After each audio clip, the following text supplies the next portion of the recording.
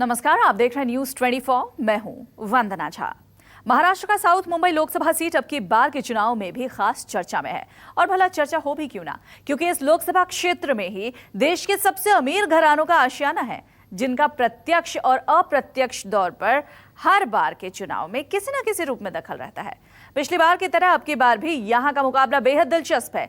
ये सीट फिलहाल शिवसेना के कब्जे में है, जिसे वापस पाने के लिए कांग्रेस के मिलिंद देवड़ा ने अपनी पूरी ताकत झोंक दी है। देखिए दौरे पर नेताजी मिलिंद देवड़ा के साथ।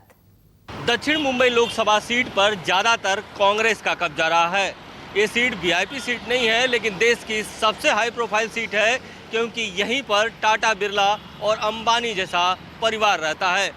यही कारण है कि इस लोकसभा सीट पर सभी की निगाहें हैं। यहाँ पर शिवसेना के सांसद अरविंद सावंत का मुकाबला कांग्रेस की उम्मीदवार मिलिंद देवड़ा से है।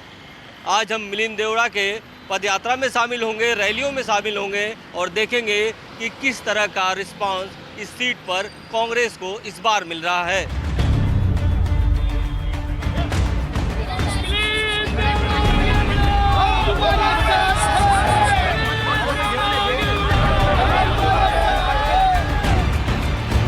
इस वक्त हम हैं मझगांव कोर्ट इलाके में और यहाँ से दक्षिण मुंबई के कांग्रेस के उम्मीदवार मिलिंद देवड़ा जी चुनाव प्रचार यात्रा की शुरुआत कर रहे हैं। और आप देख सकते हैं कि यहाँ पर उनके साथ जो स्थानीय नेता हैं वो भी आ चुके हैं और यहीं से चुनाव फेरी की आज शुरुआत होने वाली है। और पूरे मझगांव इलाके में, सिवड़ी इलाके में आज ये अपनी चुनाव प्रचार यात्रा करेंगे।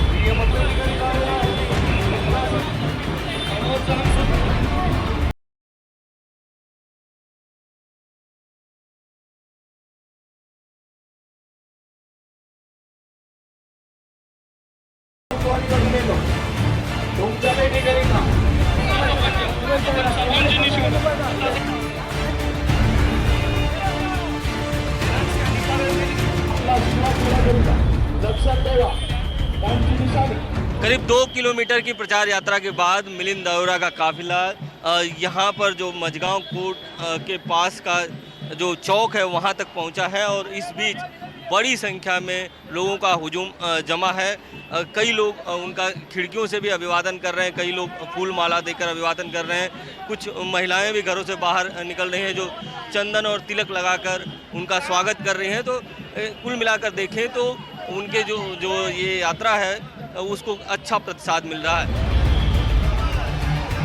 मिलिंद देवड़ा, माजी केंद्रीय राज्यमंत्री, माजी खासदार, मुंबई प्रदेश कांग्रेस कमिटीचे अध्यक्ष, आपला आशीर्वाद घेण्याकरिता मझगांव कोर्ट से अपने प्रचार यात्रा की शुरुआत करने वाले दक्षिण मुंबई के उम्मीदवार मिलिंद देवड़ा जी करीब 3 किलोमीटर की यात्रा कर चुके हैं और बड़ी संख्या में लोग इनका अभिवादन कर रहे हैं। सर ये बताइए किस तरह का रिस्पांस है? 3 किलोमीटर तक की यात्रा कर चुके हैं आप।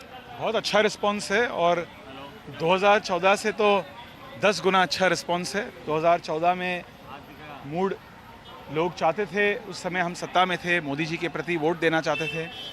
इस बार लोग मोदी जी के खिलाफ और उनके सरकार की नीतियों के खिलाफ वोट देना चाहते हैं। और ख़ास करके दक्षिण मुंबई जो क्षेत्र है, जहां लोगों ने उम्मीदवार को उपेक्षित करके शिवसेना जैसे एक पार्टी को वोट दिया, इस बार मुझे पूरा यकीन है कि दक्षिण मुंबई की मतदाता कैंडिडेट को देखकर, कैंडिडेट ने क्या काम किया, उनकी क्या विचारधारा है, उनकी क्या प्लान है, क्या कार्यक्रम है इस क्षेत्रों को आगे ले जाने के लिए। सर जो आपके सामने लड़ रहे हैं उनका कहना है कि अगर मोदी जी जीतते हैं तो चांद पर तिरंगा लहराएगा, अगर हार जाते हैं तो तिरंगे पर चांद लहराएगा। उसको लेकर आप क्या कहते हैं? मैं उन्हें यही कहना चाहता हूं कि 4 महीने पहले उनके पार्टी के नेता ने कहा चौकीदार चोर है।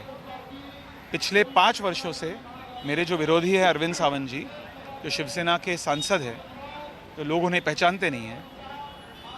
उन्होंने मोदी जी के खिलाफ और अमित शाह जी के खिलाफ क्या क्या कहा। उनके खिलाफ इतने सारे गंदी चीज़ें उन्होंने कहा, निंदनीय चीज़ें उन्होंने कहा। उनकी नीतियों के खिलाफ उन्होंने कहा कि नोटबंदी नरेंद्र मोदी जी का एक न्यूक्लियर अटैक है भारत पे। आज मोदी मोदी जिंदाबाद कह रहे हैं। तो इनकी जो अवसरवादी राजनीति है, जो बनावटी सरकार है, मैं आपके माध्यम से आपके दर्शकों को गारंटी देना चाहता हूँ कि शिवसेना और भाजपा का जो युति है, जो बनावटी युति है, वो कुछ ही महीनों में, क्योंकि महाराष्ट्र के चुनाव आ रहे 4-5 महीनों के बाद, कुछ ही महीनों में टूटने वाला है। तो यदि ऐसे कोई मतदाता है जो मोदी जी को आज भी वोट देना चाहते हैं, उनसे भी मैं निवेदन करूंगा कि आपका वोट शिवसेना पर वेस्ट मत कीजिएगा, क्योंकि इनकी युति टूटने वाली है, टिकने वाली नहीं है। सर, आपके ऊपर पूरे मुंबई की जिम्मेदारी है, आपके ऊपर पूरे मुंबई की जिम्मेदारी है। इसके अलावा अगर बात किया जाए इस सीट की, तो ये ज़्यादातर इस सीट पर कांग्रेस का कब्जा रहा है और आपके परिवार के ही लोग इस सीट पे ज़्यादातर, अगर पिछले 2-3 दशक से देखें तो 2 बार आप चुने गए, आपके पिताजी 4 बार रहे। तो इस बार क्या अलग देख रहे हैं और क्या कुछ अभी करना बाकी है? देखिए, आज भी इस क्षेत्र में गृह निर्माण की बहुत बड़ी समस्या है। लोग पुराने चालियों में रहते हैं, झोपड़पट्टियों में रहते हैं। आज भी लोग जो किराएदार हैं, किराएदारों की समस्या बहुत गंभीर समस्या है।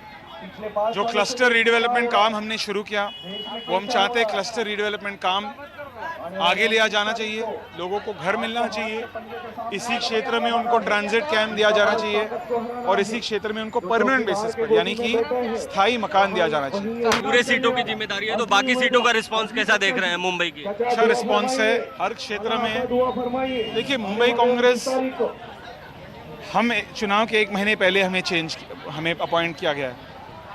हमने संगठन में कोई चेंजेस नहीं लाया। कैंडिडेट्स तय हो चुके थे मेरे आने के पहले। जितने भी कैंडिडेट्स हैं, अपने अपने क्षेत्र के बारे में अच्छी तरह से उनकी जानकारी है, अनुभव है, खुद उन क्षेत्र से एमपी रह चुके हैं और हर क्षेत्र में मुझे लग रहा है कांग्रेस पार्टी एक अच्छी फाइट दे रही है।